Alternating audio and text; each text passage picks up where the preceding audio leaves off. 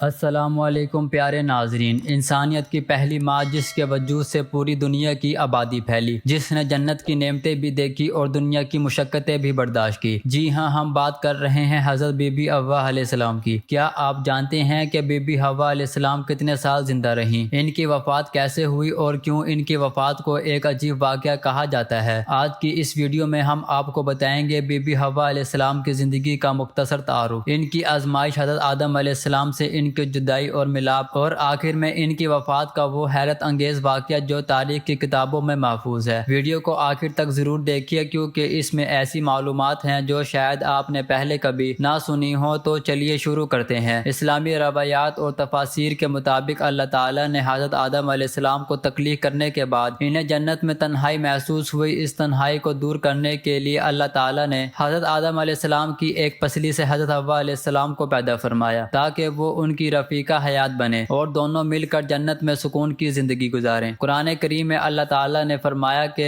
اس نے انسان کو ایک ہی جان سے پیدا کیا اور اسی جان سے اس کا جوڑا بنایا تاکہ وہ ایک دوسرے کے ساتھ سکون حاصل کریں۔ یہ اشارہ آدم و حوا علیہ السلام کی طرف ہے۔ بی بی حوا علیہ السلام کو ام البشر یعنی تمام انسانیت کی ماں کہا جاتا ہے کیونکہ روئے زمین پر بسنے والا ہر انسان چاہے وہ کسی بھی رنگ، نسل یا زبان کا ہو، اسی پاکیزہ ہستی کی نسل سے تعلق رکھتا ہے۔ حضرت آدم علیہ السلام اور بی بی حوا علیہ السلام کو اللہ تعالیٰ نے جنت میں رہائش عطا فرمائی۔ انہیں اجازت دی گئی کہ وہ جنت کے تمام پھلوں اور نعمتوں سے لطف اندوز ہوں سوائے ایک مخصوص درخت کے جس کے قریب جانے سے انہیں منع کیا گیا تھا، مگر شیطان نے جو پہلے ہی اللہ کی نافرمانی کی وجہ سے راندہ درگاہ ہو چکا تھا، دونوں کو بہکایا اور وسوسہ ڈالا کہ اگر وہ اس درخت کا پھل کھائیں گے تو ہمیشہ کی زندگی اور فرشتوں جیسا مقام پائیں گے۔ انسانی فطرت کے تحت دونوں اس دھوکے میں آ گئے اور اس درخت کا پھل چکھ لیا۔ اس نافرمانی کے نتیجے میں اللہ تعالیٰ نے انہیں جنت سے زمین پر اتار دیا تاکہ وہ زمین پر آزمائش کی زندگی گزاریں اور اپنی اولاد کے ذریعے دنیا کو آباد کریں۔ یہی وہ لمحہ تھا جب انسانیت کی زمینی زندگی کا آغاز ہوا۔ روایات میں بیان کیا گیا ہے کہ جب حضرت آدم علیہ السلام اور بی بی حوا علیہ السلام کو زمین پر اتارا گیا تو دونوں کو الگ الگ مقامات پر اتارا گیا۔ حضرت آدم علیہ السلام کو سراپین یعنی موجودہ سری لنکا کے علاقے میں اتارا گیا جبکہ بی بی حوا علیہ السلام کو عرب کے علاقے جدہ کے قریب اتارا گیا۔ یہ ایک ایسی جدائی تھی جس میں دونوں طویل عرصے تک ایک دوسرے کی تلاش میں سرگردہ رہے۔ روایات کے مطابق وہ برسوں ایک دوسرے کو ڈھونڈتے رہے یہاں تک کہ اللہ تعالیٰ کی رحمت سے میدان عرفات میں دونوں کی ملاقات ہوئی۔ کہا جاتا ہے کہ عرفات کا نام بھی اسی مناسبت سے مشہور ہوا کیونکہ اسی جگہ دونوں نے ایک دوسرے کو پہچانا۔ اس ملاقات کے بعد دونوں نے مل کر زمین پر زندگی گزاری اور یہیں سے انسانی نسل کے پھیلاؤ کا سلسلہ شروع ہوا۔ حضرت آدم علیہ السلام اور بی بی حوا علیہ السلام کی زندگی میں بے شمار آزمائشیں آئیں۔ ان کے ہاں کئی بیٹے اور بیٹیاں پیدا ہوئی جن میں سب سے مشہور واقعہ حضرت حابیل اور قابیل کا ہے۔ قابیل نے حسد کی بنا پر اپنے بھائی حابیل کو قتل کر دیا جو دنیا کی تاریخ میں پہلا قتل تھا۔ یہ واقعہ بی بی حوا علیہ السلام کے لیے ایک عظیم صدمہ اور آزمائش تھی جس نے ایک ماں کے دل کو گہرے دکھ سے دوچار کر دیا۔ اس کے باوجود بی بی حوا علیہ السلام نے صبر اور استقامت کے ساتھ زندگی گزاری اور اللہ تعالیٰ نے انہیں مزید اولاد سے نوازا جن کے ذریعے آہستہ آہستہ زمین پر انسانی آبادی بڑھنے لگی۔ تاریخی اور تفسیری روایات کے مطابق حضرت آدم علیہ السلام اور بی بی حوا علیہ السلام کو نہایت طویل عمریں عطا کی گئی تھی جو موجودہ دور کے انسانوں کے مقابلے میں کئی گنا زیادہ تھی۔ بعض روایات میں حضرت آدم علیہ السلام کی عمر تقریباً 1000 سال بیان کی گئی ہے۔ بی بی حوا علیہ السلام کے بارے میں بھی روایات میں طویل عمر کا ذکر ملتا ہے اگرچہ ان کی وفات اکثر روایات کے مطابق حضرت آدم علیہ السلام کی وفات کے کچھ عرصہ بعد ہوئی۔ اس طویل زندگی میں انہوں نے اپنی نسل کو بڑھتے پھیلتے اور دنیا میں آباد ہوتے دیکھا۔ اب بات کرتے ہیں اس موضوع کی جس کے لیے یہ ویڈیو خاص طور پر بنائی گئی ہے، یعنی بی بی حوا علیہ السلام کی وفات کا عجیب واقعہ۔ روایات کے مطابق حضرت آدم علیہ السلام کی وفات کے بعد بی بی حوا علیہ السلام نے کچھ عرصہ مزید زندگی گزاری۔ ان کی وفات کے متعلق زیادہ تر معلومات علماء کی تفسیری اور تاریخی روایات پر مبنی ہیں، نہ کہ کسی مستند اور صحیح حدیث پر، اس لیے ان تفصیلات کو احتیاط کے ساتھ سمجھنا چاہیے۔ عوامی روایات میں یہ بات مشہور ہے کہ بی بی حوا علیہ السلام کی وفات جدہ کے علاقے میں ہوئی اور انہیں وہیں دفن کیا گیا۔ اسی نسبت سے شہر کا نام جدہ مشہور ہوا جس کا لغوی مطلب ہے دادی یا جدہ کے قریب ہے کیونکہ عربی زبان میں جدہ کا مطلب دادی یا نانی کے قریب ایک لفظ ہے، اور چونکہ بی بی حوا علیہ السلام تمام انسانیت کی جدہ یعنی پردادی ہیں اس لیے اس شہر کو یہ نام دیا گیا۔ جو بات اس واقعے کو عجیب بناتی ہے وہ یہ عوامی روایت ہے کہ بی بی حوا علیہ السلام کی قبر انتہائی طویل اور وسیع بتائی جاتی ہے جس جس کی لمبائی کئی گز یا میٹرز پر محیط بیان کی جاتی ہے۔ صدیوں سے سیاح اور زائرین جدہ کے اسی علاقے میں اس مقام کو دیکھنے آتے رہے ہیں، جسے مقامی طور پر مقبرہ ہوا یا مقام ہوا کہا جاتا ہے، اور جو تصویر میں نے دیکھی وہ اسی مقام سے ملتی جلتی ایک تعمیر ہے۔ یہ روایت اس لیے بھی حیرت انگیز سمجھی جاتی ہے کیونکہ ابتدائی دور کے انسانوں کا قد موجودہ دور کے انسانوں سے کہیں زیادہ لمبا بیان کیا جاتا ہے۔ بعض روایات میں حضرت آدم علیہ السلام کا قد 60 ہاتھ تک بتایا جاتا ہے، اور اسی مناسبت سے بی بی حوا علیہ السلام کا قد بھی غیر معمولی طور پر طویل تصور کیا جاتا ہے۔ یہی وجہ ہے کہ ان کی قبر کو بھی نہایت طویل مانا جاتا ہے۔ یہاں یہ بات واضح کرنا نہایت ضروری ہے کہ جدہ میں موجود اس مقام کی صحت کے بارے میں علماء کرام کے درمیان اختلاف پایا جاتا ہے۔ اکثر معتبر علماء اور محققین اس بات کی طرف اشارہ کرتے ہیں کہ اس قبر کی نسبت بی بی حوا علیہ السلام کی طرف کسی صحیح اور مستند حدیث سے ثابت نہیں، بلکہ یہ زیادہ تر مقامی روایات، زبانی داستانوں اور بعد کے ادوار کی تاریخی کتابوں پر مبنی ہے۔ سعودی حکومت نے بھی برسوں پہلے اس مقام کو بند کر دیا تھا تاکہ لوگ وہاں جا کر غیر ضروری رسومات یا عقیدت کا اظہار نہ کریں، کیونکہ اسلام میں قبروں کی زیارت کے کچھ اصول و آداب مقرر ہیں، اور بلا تحقیق کسی جگہ کو مقدس سمجھ لینا درست رویہ نہیں۔ اس لیے ہمیں چاہیے کہ ہم اس واقعے کو ایک تاریخی اور روایتی قصے کے طور پر جانیں، عبرت اور دلچسپی کے لیے پڑھیں، مگر اس کے مکمل صحت کا دعویٰ نہ کریں، کیونکہ دین میں سب سے زیادہ اہمیت قرآن و صحیح حدیث کو حاصل ہے۔ اس پورے واقعے سے ہمیں کئی اہم اسباق ملتے ہیں۔ پہلا سبق کہ انسان چاہے کتنا ہی بلند مقام کیوں نہ رکھتا ہو، غلطی اور نافرمانی سے محفوظ نہیں۔ حضرت آدم و حوا علیہ السلام کی جنت سے زمین پر آمد اسی بات کی نشاندہی کرتی ہے کہ ہمیں ہمیشہ اللہ کے احکامات کی پابندی کرنی چاہیے۔ دوسرا سبق یہ کہ توبہ کا دروازہ ہمیشہ کھلا رہتا ہے۔ حضرت آدم و حوا علیہ السلام نے اپنی غلطی کا اعتراف کیا، اللہ سے معافی مانگی، اور اللہ تعالیٰ نے انہیں معاف فرما دیا۔ یہ ہمارے لیے سبق ہے کہ ہم بھی اپنی غلطیوں پر نادم ہو کر اللہ سے معافی مانگے۔ تیسرا سبق یہ ہے کہ زندگی میں آزمائش، جدائی اور دکھ آتے ہیں، مگر صبر اور اللہ پر بھروسہ ہی ہمیں ان مشکلات سے نکالتا ہے۔ بی بی حوا علیہ السلام نے اولاد کی جدائی، بیٹے کے قتل جیسے صدمات اور جنت سے نکالے جانے کی تکلیف سب کچھ صبر کے ساتھ برداشت کیا۔ چوتھا سبق یہ کہ ہمیں تاریخی اور مذہبی روایات کو سمجھتے وقت تحقیق اور احتیاط سے کام لینا چاہیے، اور ہر بات کو بغیر تصدیق کے حتمی سچ نہیں مان لینا چاہیے۔ ہمارے دوستو، یہ تھی بی بی حوا علیہ السلام کی زندگی اور ان کی وفات سے جڑی وہ روایات جو نسل در نسل چلی آ رہی ہیں۔ ان کی زندگی ہمیں صبر، استقامت اور اللہ پر بھروسے کا درس دیتی ہیں۔ اللہ تعالی ہم سب کو نیک اعمال کی توفیق عطا فرمائے اور ہمیں دین کی صحیح سمجھ عطا فرمائے، آمین۔ اگر آپ کو یہ ویڈیو پسند آئی ہو تو اسے لائک کریں، اپنے دوستوں کے ساتھ شیئر کریں، اور ہمارے چینل کو سبسکرائب کرنا نہ بھولیں تاکہ آپ کو ایسی مزید معلوماتی ویڈیوز کی نوٹیفیکیشن ملتی رہے۔ جزاک اللہ خیر۔ اللہ حافظ۔